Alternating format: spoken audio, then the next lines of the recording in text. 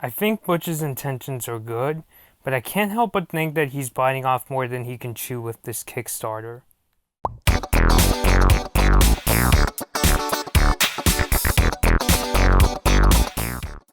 Alright, what's going on, guys? Woodman Bobby here, and I have to kind of talk low right now, but I'm pretty sure most of you guys that are watching this video now have at least heard of Butch Hartman. He's known for creating mainly Nickelodeon shows like The Fairly Oddparents, Danny Phantom, Tough Puppy, and Bunsen is a Beast. So many of you guys may have known lately that he has left Nickelodeon after 20 years. He said that there was no bad blood, and I don't suspect it either. I think it was just about time for him to move on, and frankly, with how Nickelodeon is nowadays, especially with how they were really pandering to kids, and now many of their big players are leaving, not just Butch, but I just did a video on the controversial president, Saimar Zagahami, and then there was also Dan Schneider, who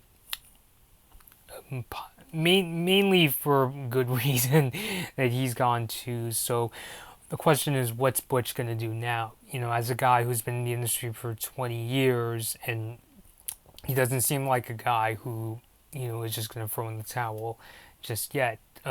I was even kind of thinking maybe he'll go off and make a new show with a company like Disney XD or Cartoon Network, kind of like what Craig McCracken did and he left Cartoon Network. He created Wander Over Yonder for Disney XD, and a while ago he even told me on Twitter that he's working on something else for Disney at this point, and hopefully they won't cancel it. But anyway, what exactly is Butch working on? He has started a Kickstarter for this new streaming service that he wants to create for mainly family-friendly content, and it's called Oaxis. If you mix the words Oasis and Axis, put them together, you got Oaxis. So what exactly is Oaxis? By the way, I'm really trying my best not to say the word right now, but with the fact that I'm supposed to talk low isn't really helping me out. So, as I said, Oaxis is basically a family-friendly streaming service. If you watch his video, the idea behind it is it's basically a haven from how on the internet and TV, from all the sex scenes, the horror movie commercials, and a lot of nasty stuff that's on TV, and it's also meant to bring families together, if you will. And Butch is saying that this platform, he's down to have things like full-length movies, sitcoms, gardening shows, dramas, and news, which I'll get into how strange that is. And he's looking for both new creators, and he's also looking for average Joes like me and you. If he even said in the video, if you want to post a graduation video, that's up to you. If you wanted to post, it showed some kind of video of family quality time. If you want to post that, that's totally up to you as well. And he's currently looking to raise around $250,000, so $250,000. And he said that this amount will help cover things like salaries, starting the service itself, and also finding the content creators. So I think Butch's intentions are good, and I've seen a couple of his videos and he seems like a cool guy, but I'm really not sure how this service is going to work out. Oh, by the way, I forgot to mention that Butch Hartman has posted some rewards on the Oaxis Kickstarter page, depending on how much you donate. And I gotta, before we go any further, if you want to personally donate however much you want, please go right ahead. I mean, I'm not talking in this segment to judge you. I'm just giving my personal opinion on the rewards you would get. But if you want to do this, please do so. And please feel free to pause the video to read into the rewards even further. But I'll go through the ones that really didn't sit well with me. So, of course, if you pay $5 or more, you'll be put on the Oaxis email list. If you pledge $25 or more, you'll receive Hartman's top 5 tips for drawing and his custom foam wallpaper. The first one that first one or ones that are similar to this one, if you pledge $75 or more, you'll get into Butch Hartman's Q&A. You'll receive a Butch Hartman Q&A response on YouTube about the Butch Hartman universe and beyond. And I'm just like, Butch, have you ever heard of a Reddit AMA? Because people are allowed to do those for free. So, yeah, it's just not sitting well with me that when you pay that high of an amount. I mean, I've heard of, I think it was Nico's Kitchen, where you pay some money and you get access to things like early access to videos, and you get to be friends with Nico's wife on Facebook. I mean, those ones I can understand, but $75 more you'll get on a Q&A session when people have been doing AMA sessions for free, like Nintendo producer Yoshiaki Koizumi. Just, I don't know. And I think the one that highlights why me and a lot of other people, including Pie Guy Rules and Roundtable, not that I think I'm on their level, I just share a similar opinion, but what makes me really unconfident about this is if you go to the $10,000 or more, which, yes, that's a lot of money, but if you pledge $10,000 or more, you can either be an animated character on Butch Hartman's original Oaxis series, or you can be a character on his live action series, which, okay, that's cool. Well, you get a job with that, but what character are you going to play? Like, you're going to be pledging money and signing up to play a character you have no idea about. You're not going to be able to learn more about this character or know what he or she is about until after you pay. I don't know about that.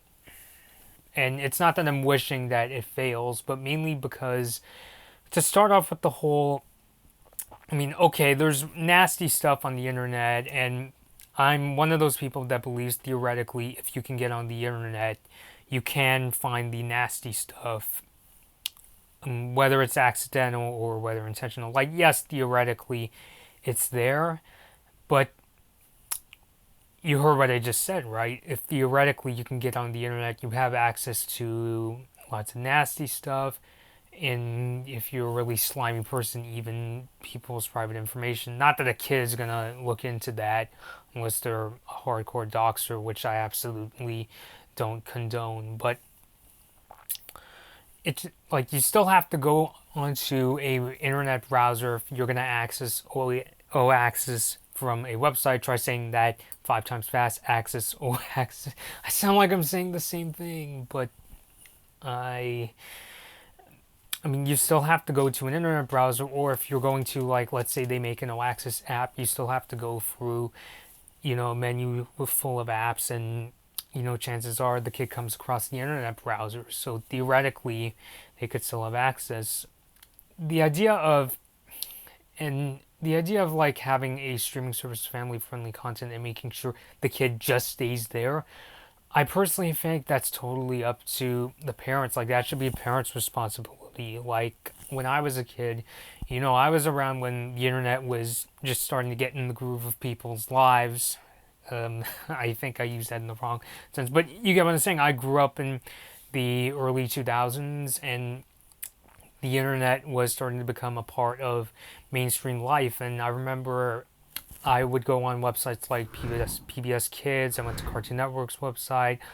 I went to Nintendo's website, and my parents,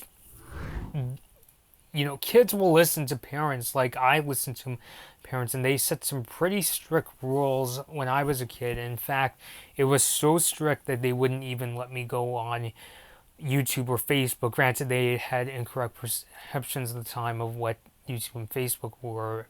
Not that kids should be on Facebook, but I mean, like, for YouTube, especially now that there's a lot of kid-friendly content. Like, I see Sesame Street is uploading clips from their show all the time on YouTube. So it's really up to a parent to set those ground rules. And if granted, they shouldn't make the kids paranoid, but if they can let them know that when you go on the internet, don't go looking for the really nasty stuff that could get you in trouble, you know, I mean, I don't really want to say it out loud right now because my mom's in the house, but I believe the majority of kids will listen to their parents, just like I listened to my parents when I was a kid, maybe a little too closely, and it's up to them to watch out because I know there's going to be like the 5% who are going to take the risk and go on the nasty website. It's a parent's responsibility to make sure the kids are not going on those sites. I'm a firm believer in the saying that when you go on the internet, it's a lot like going to Grand Central Station, where you're totally in the public eye and you don't really know. Uh, the majority of people are safe to go around, but it's not a guarantee that every single person you say is totally, nice and respectful or safe to be around. So that I think that's totally going to be a parent's responsibility. And also there are many other ways for kids to access kid-friendly content. Of course, there's YouTube Kids, which has their own really strict, I would imagine for YouTube, family friendly content. And then there's also the many of these kids networks themselves. I don't mean to be demeaning, I use them myself, that have the more kid friendly programs. Things like Nickelodeon has its own app, Cartoon Network has its own app, Disney just came out with their Disney Now app that lets you access content from Disney Channel and Disney XD. So that's where I really think, and especially in the case of YouTube, even with even though Butch Hartman is pretty much the face of Oaxis, I would imagine most parents are going to be more down to putting, if they want to create kid-friendly content, they're going to be more down to put them on YouTube, which has a much bigger fan base than Oaxis probably will ever have. Not saying I don't want anybody going into YouTube.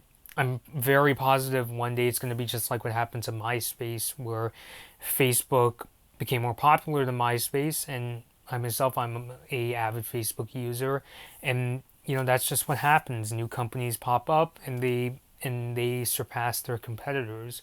But I'm just saying, for the time being, something like Oaxis, like I just made that video ripping apart IGTV. At least with something like IGTV, Instagram already has 1 billion active followers, so they don't have to go looking for new followers. They already have a large fan base to start with.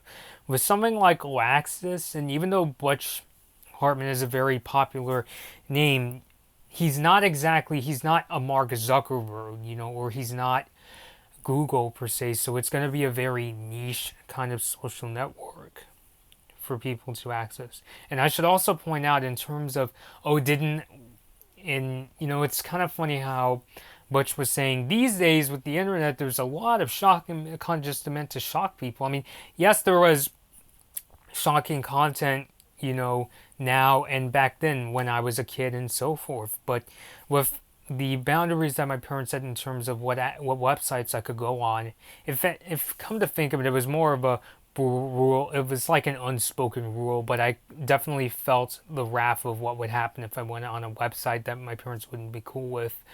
But as a kid, they were, protective enough that I didn't know about movies like, movie directors like Martin Scorsese. I knew of him, but I didn't really know his movies all that well, or David Cronenberg, until I grew up and I was ready to watch them. So when when kids aren't told about that when they're still too young to watch them, they're not even going to think about who they're talking about. I didn't really hear about Martin Scorsese or Cronenberg's movies until I was like a teenager. I didn't start watching their movies until I was in college, so I think when those boundaries are set, it's like a completely different world that the kids will not be aware of.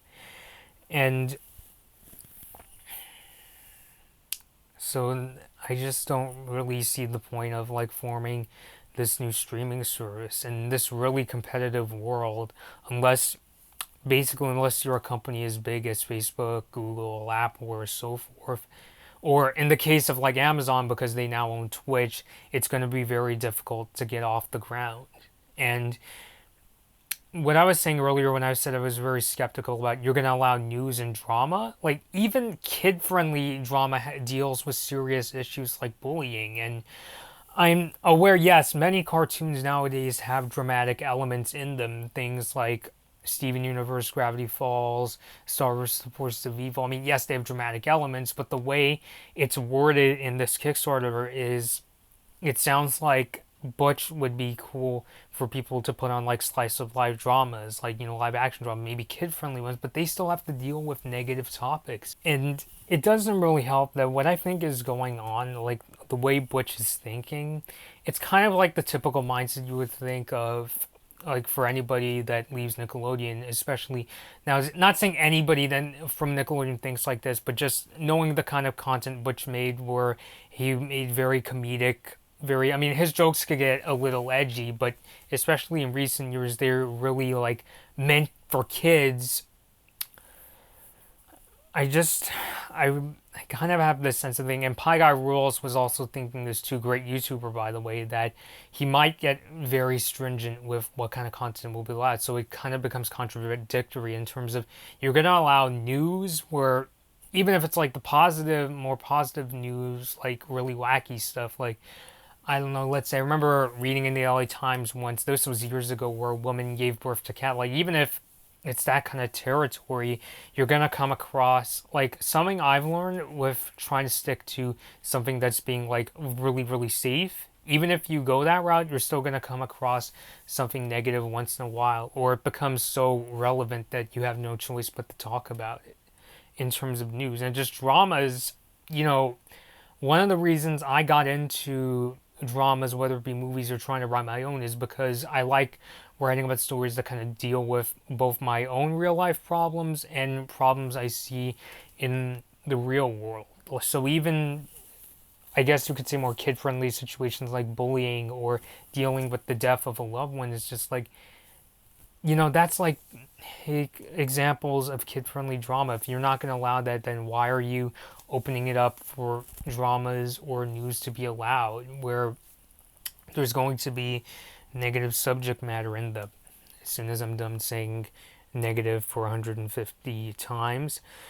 The other thing too is that, just in terms of, like, as somebody who's taken marketing and PR classes in college, my first impressions of this Oaxis Entertainment, the Kickstarter, is not really convincing me, just in terms of it's very generic. If you watch the Kickstarter video, it uses a lot of stock footage, and yeah, I mean, just a lot of the videos that were playing behind Butch, they're not even like concept art or showing any kind of material that Butch would want. It's just very generic looking cell phones and the videos playing behind him. When he was talking about the streaming service, you see the very generic videos of numbers and bits and, the uploading feature and so forth.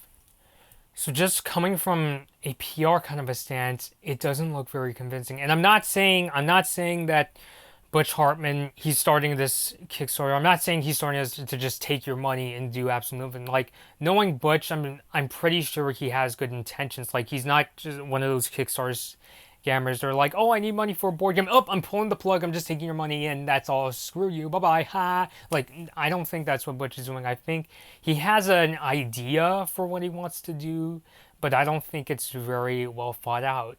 Especially with with how, like, well known Butch is and his prestige. Like, I'm pretty sure he could have gone on to YouTube. Not that I know of any, like, I guess you could say family friendly ish content creators. I know, like, maybe he could have gone to something like Binging with Babish, or I know in the day when the Nintendo 3DS was super relevant, College Humor made these very kid friendly videos like Bear Shark and Next Level Hugs. I'm pretty sure Butch could have went to guys like that and say, "Hey, I want to create this streaming service with family friendly content."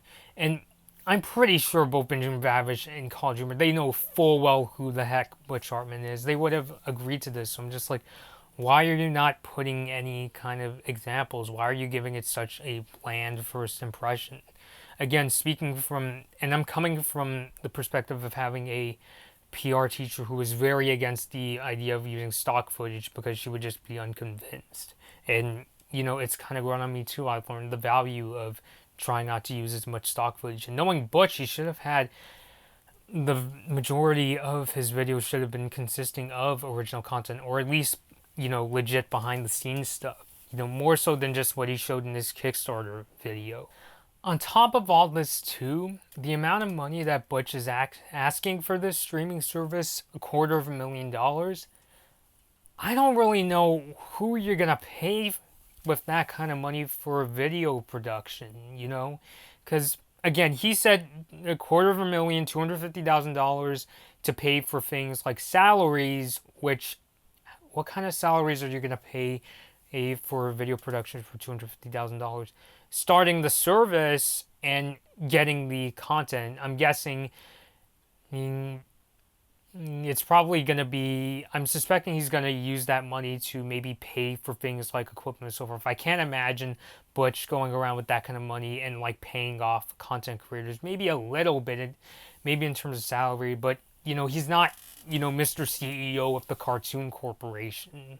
So I think he's going to be using that to cover production costs. And I'm just like, with how expensive equipment is, with how cameras can sometimes go into the running of like 10, 20, sometimes even $50,000, and lenses can cost that much, and then you get into things like lighting, having good computers, and not even counting things like salaries and how much it would cost to launch this service, because this is not like building a website. This sounds like it's on its own thing, so he's probably going to need a bunch of servers. It's just like $250,000. I don't know if I doubt it's going to cover all that. I did do some research on how much does it cost to launch a star streaming service.